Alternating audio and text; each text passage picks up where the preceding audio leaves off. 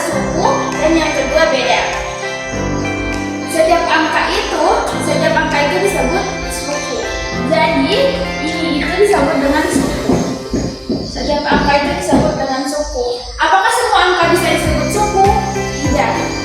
Kecuali angka itu termasuk dalam pola bilangan tersebut. Nah,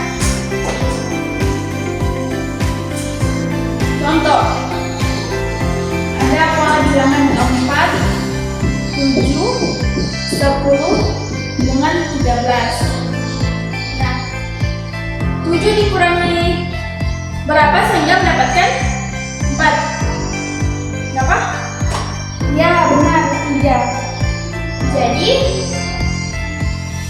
jika selisihnya selalu 3, maka bedanya berapa? Ini kita sudah masuk pada beda.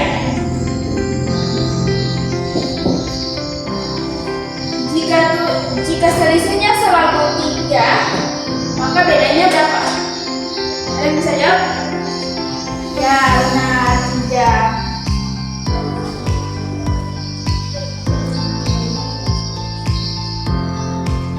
Nah, sekarang kita masuk pada beda negatif.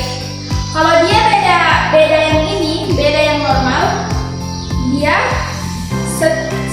semakin ke kanan angkanya semakin bertambah. Tapi kalau dia negatif, semakin ke kanan angkanya,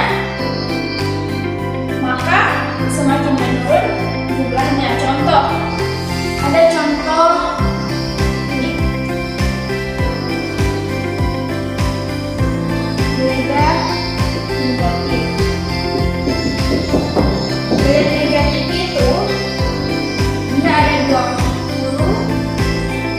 17, 14 dengan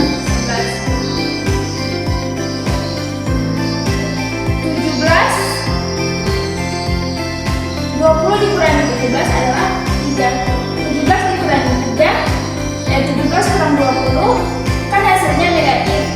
Jadi bedanya ini adalah negatif 3. Artinya nilai semakin menurun. Kalau dia negatif, selisihnya negatif, maka nilainya semakin menurun. Sekarang kita masuk pada rumus suku